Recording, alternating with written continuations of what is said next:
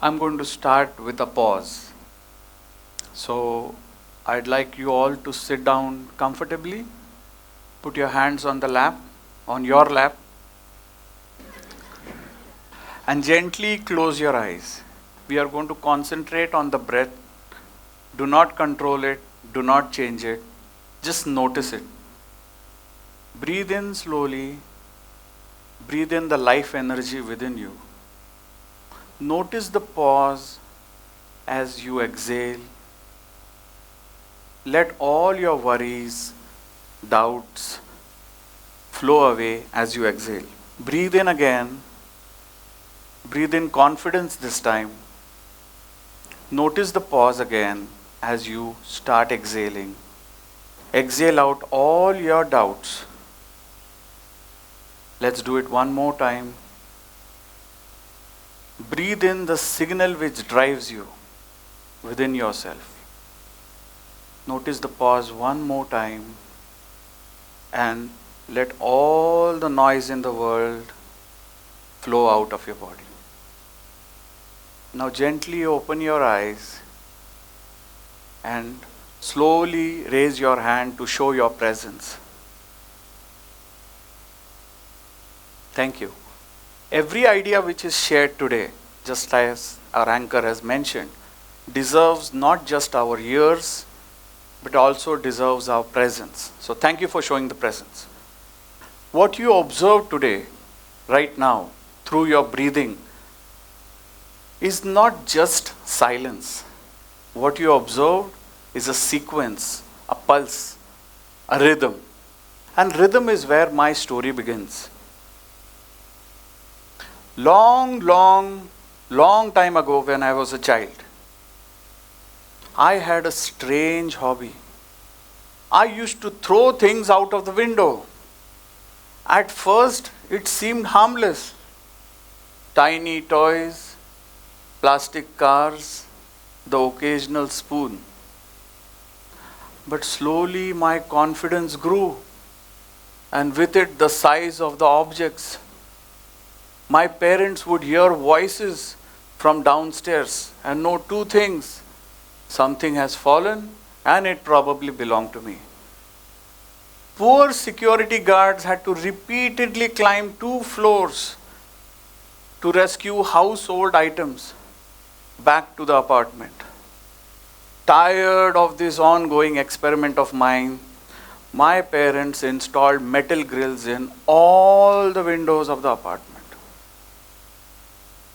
So, my childhood bedroom was less of a bedroom and more of a minimum security prison. To make matters things worse, they have renovated the house multiple times, but they have kept this one bedroom as it is to remind me of my act. The only thing which is an upgrade is the mosquito mat.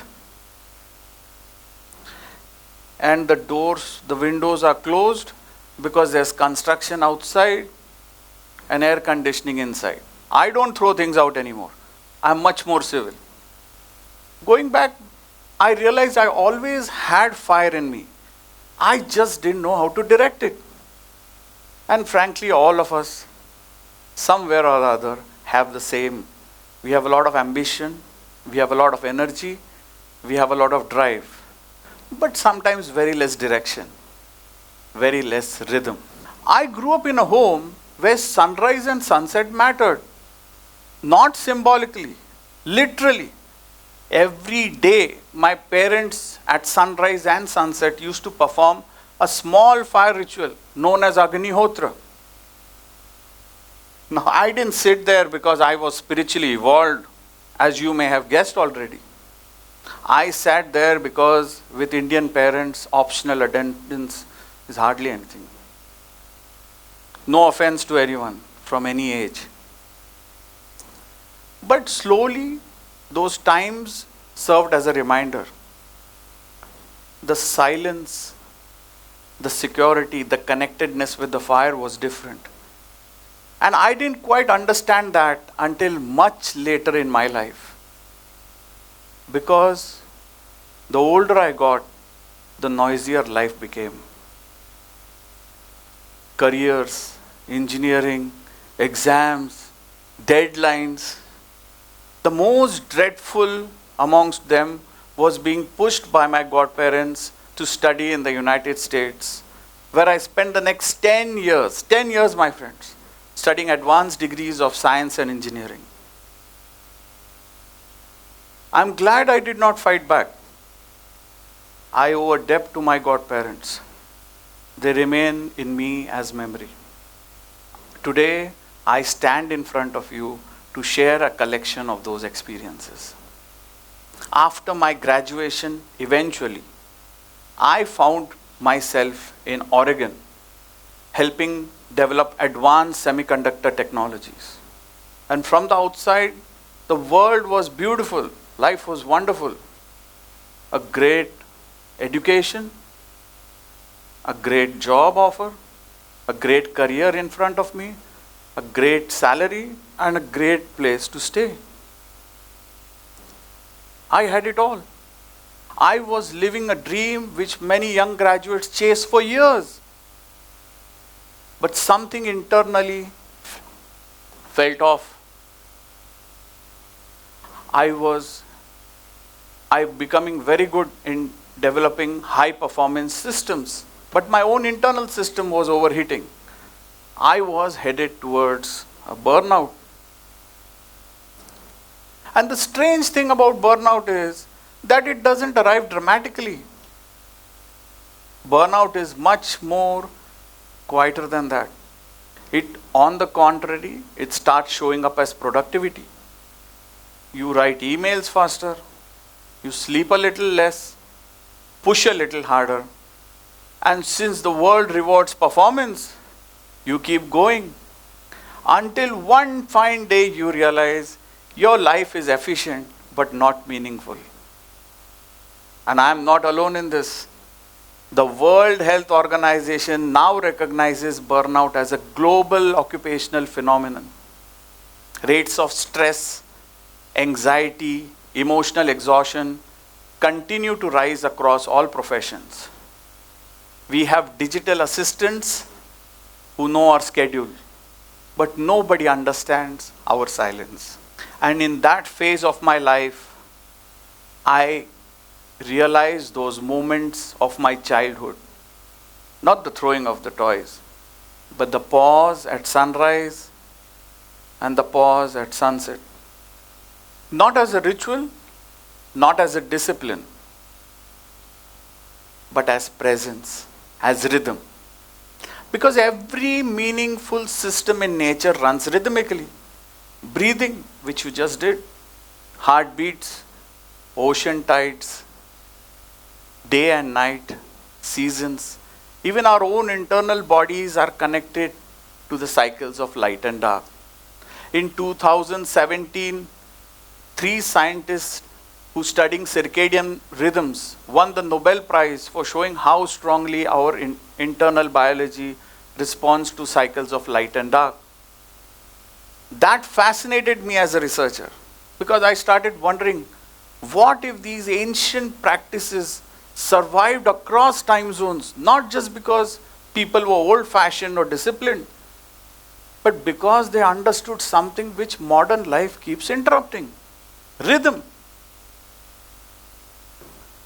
And slowly, I started making one small change in my life. I paused at sunrise and sunset. Twice a day, I paused. No dramatic transformation, no mystical experience. That's it. As simple as that. And slowly, I realized something.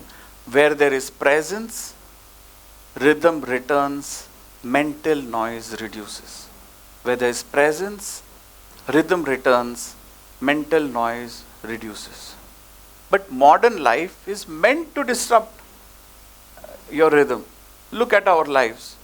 We sleep irregularly, eat irregularly, work across time zone, scroll endlessly. Human beings are becoming emotionally jet lagged. And I am not alone in this. Most of us secretly feel this. We are exhausted, but unable to stop, simulated but not fulfilled, busy but strangely disconnected. And in those moments, I realized I started seeing the fire differently. I started seeing myself differently with respect to other people. I started to seeing the fire not as a ritual, but as a companion. Fire is the only element in its pure form since inception. All other elements have lost their identity. Air is no longer breathable. Water is no longer potable. Soil is no longer fertile. Stars are no longer visible in the sky. Fire has a unique property of transforming what it consumes without losing its identity. It is this unique property of fire which has transformed societies into civilizations, and civilizations into empires. On one hand, fire can burn a forest. On the other hand, it can warm a home. The same fire that melts steel can also light a candle, as we've seen.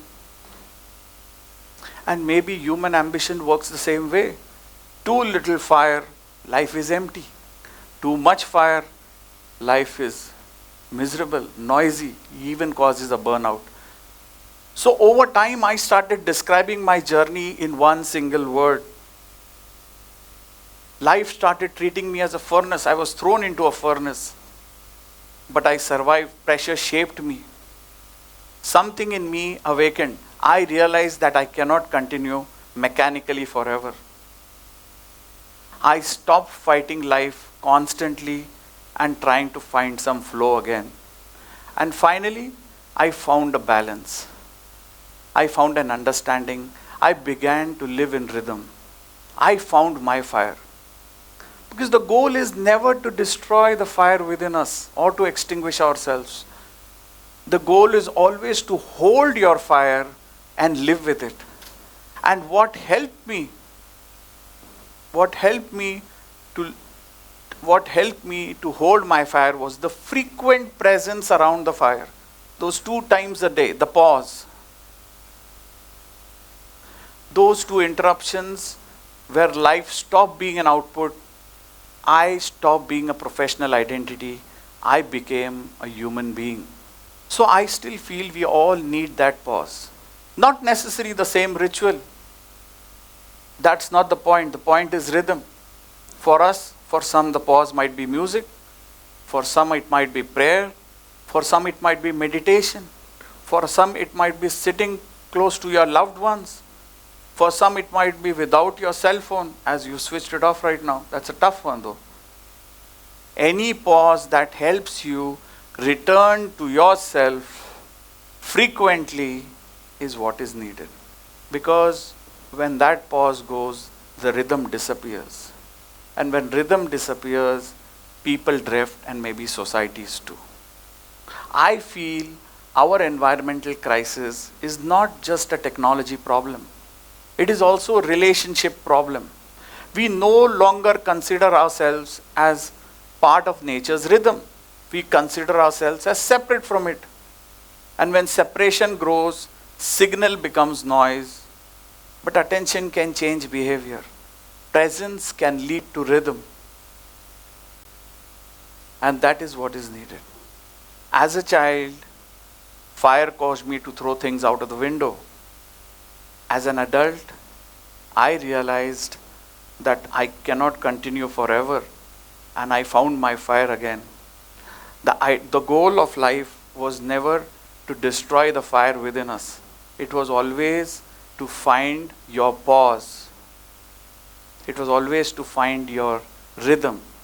It was always to know your fire. Because when you finally understand your fire, you stop trying to extinguish yourself. You learn instead to sit beside it, and in its warmth, you rise. Thank you.